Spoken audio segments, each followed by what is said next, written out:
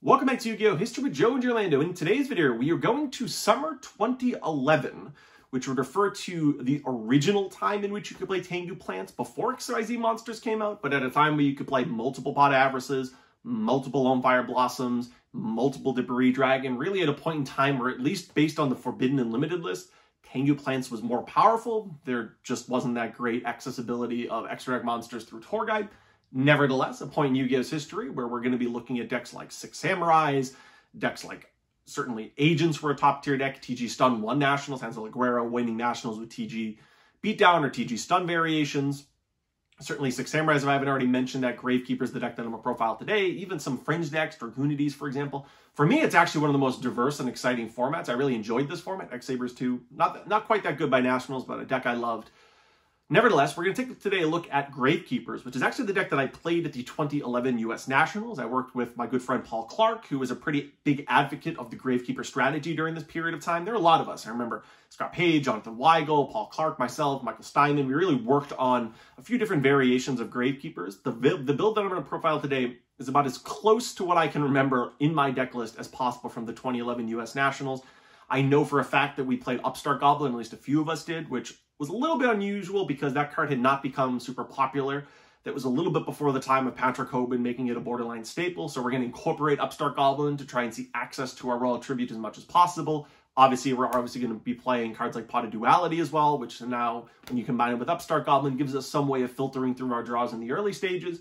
To put this into broad context, Gravekeepers, such as the build that we're going to look at today, really reached their peak when Gravekeepers Recruiter was released. Gravekeepers Commandant and Descendant and those pivotal cards have been released throughout Yu-Gi-Oh's history. Obviously, you can go all the way back to Gravekeeper Spy and Pharaonic Guardian. You have cards like Gravekeepers Descendant released in Absolute Power Force. Then you have cards like Gravekeepers Recruiter released in Starstrike Blast. The pivotal thing with Gravekeepers Recruiter was that it all of a sudden gave you a way of consistently using a card like Descendant's effect, but then also replacing the Gravekeeper that you tribute.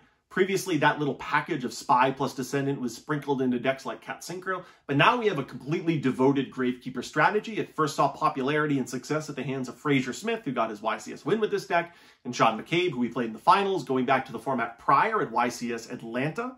This format, the only limitation that the deck really suffered was 2 Royal Tributes as opposed to 3. But looking at the summer 2011 format, this is still one of the top tier decks. It's arguably the best control strategy, although TG Stun won the actual national event in 2011, at least the US/North American World Championship qualifiers. To me, Gravekeepers was arguably the most popular, and I really do still think the most powerful control deck. There really are very few decks that could compete when this deck got going, right? When you are able to Solemn Warning your opponent's monster, and you have Spy set, and there's no way your opponent dealing with the Spy, and now all of a sudden, that Recruiter Descendant loop is going where you're summoning a Recruiter, tributing it off for Descendant, popping the set monster, popping a card, right? Your opponent's sitting there with Raikos, and they can't just set them into this loop. And your opponent gets to ditch a Recruiter, to search a Recruiter, to ditch a Recruiter, to search a Recruiter, and then the Gravekeepers steal them all back, and it just keeps going and going. And if you can't get ahead of the deck, there's this avalanche and snowball effect that you're just simply not going to get ahead of. So to me, I really enjoyed this particular control strategy during the 2011 national season. But without further ado, we're going to take a deep dive look at the Gravekeepers for the very first time, which would have been legal during the 2011 summer format. All right, we'll start with the monster lineup. So in Gravekeepers, I actually just liked the pure monster build, meaning I'm going to play only Gravekeepers. We have, of course, Descendants. Of course, we have Commandants. Of course, we have Recruiters, the card that, when released, really brought this deck to another level. There were versions of this deck, even at Edison, quite frankly, the year prior, where you could play Gravekeepers, but this card had yet to be released, right? Descending Hay came out, so Spy was pretty popular in decks, like even Cat Synchro. Recruiter is what put Gravekeepers itself on the map, right? Fraser Smith really took the release of Gravekeeper cards like Gravekeeper Recruiter with other members of his circle and took it to the victory at YCS Atlanta, the format prior.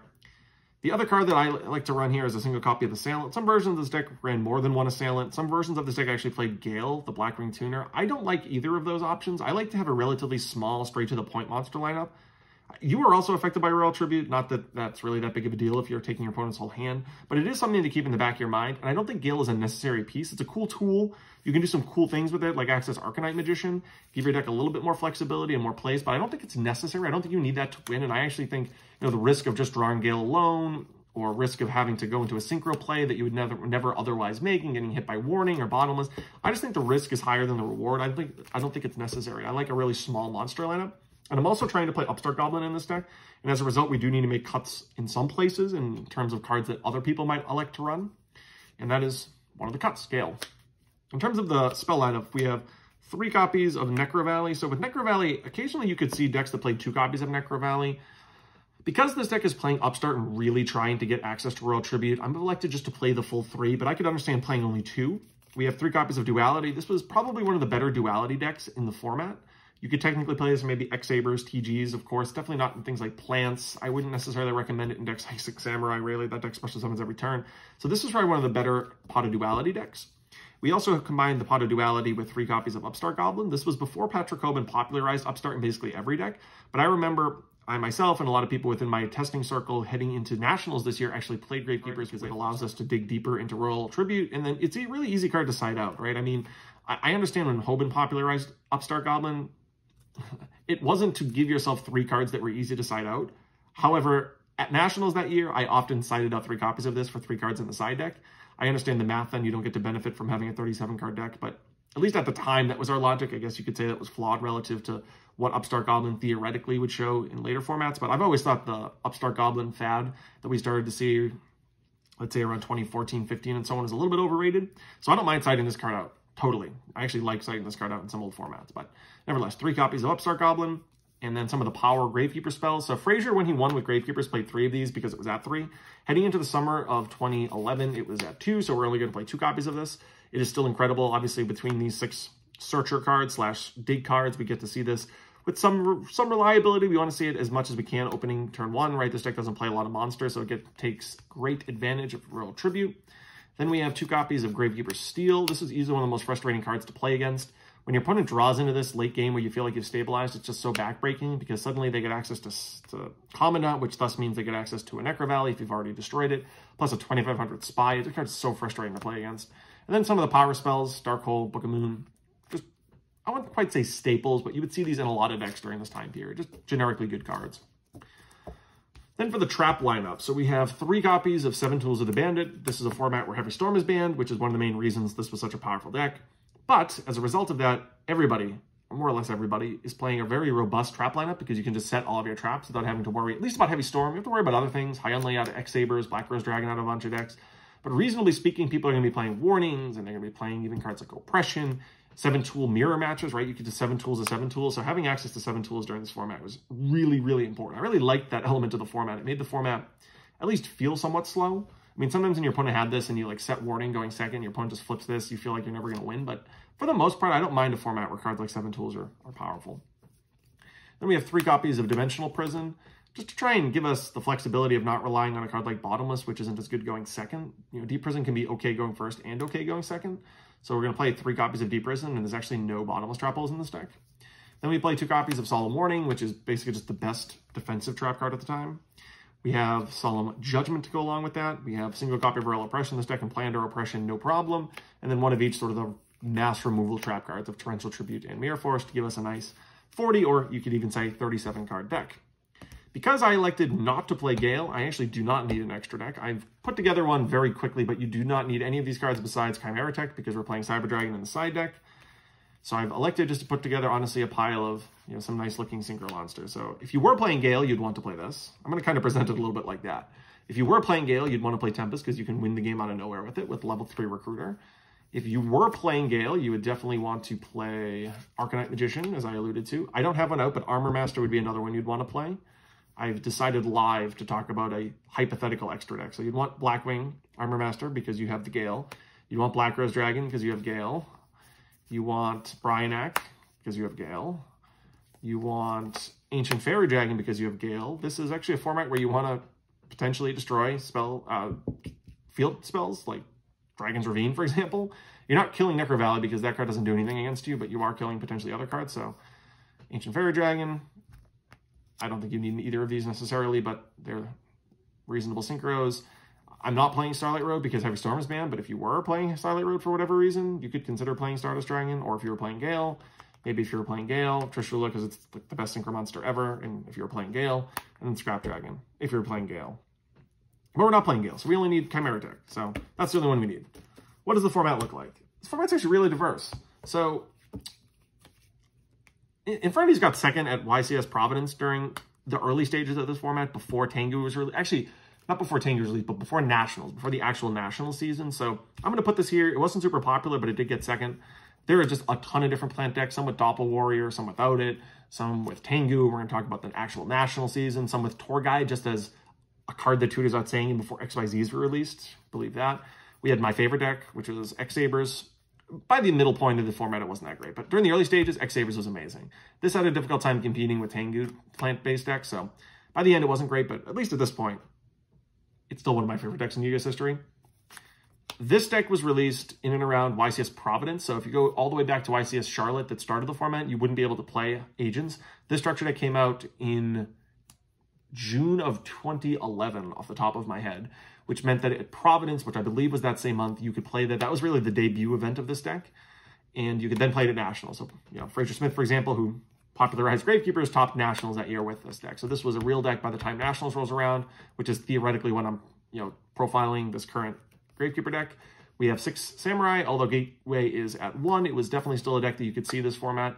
It was a deck that I remember playing against Sean Covert round 1 of Nationals that year, so he had YCS champion with this deck. I remember he played this, and I played Gravekeepers, so you definitely could see that. Hanzel actually won Nationals that year with TG, so of course I have to put that down. Earlier on in the format, though, you could still see it pop up occasionally. There was Dragoonity decks. There were some water synchro decks. Like a few friends of mine from the Massachusetts area got top 32 at YCS Providence with a frog water synchro-based strategy. So I'm going to put down a swap frog because that can also represent decks like Frog Monarchs. Fish OTK was a little bit more popular early on in the format. Nikki Lashug actually got second at a YCS with this deck. By the middle portion, by the end of the format, it wasn't that popular, but I mean, it was something there during that period of time. There's a bunch of periods, a bunch of formats where Gemini hero decks have been good. This is just one of the many iterations of that. And then I'm going to give credit to Robert Bayajan for topping a YCS with Worms at YCS Orlando. That's like the first time that this deck ever topped, and I had met Robbie before at Edison. We actually played in a side event, but we sat near each other in the top 32 of YCS Orlando, and when I saw that he was running Worms, I freaked out. I was like, I cannot believe you actually played that deck. That deck is awesome. I plan on profiling this deck very soon, so not that other people really played Worms, but I have to throw it out there because Robert's awesome, and the fact that he was able to top a YCS with that is awesome.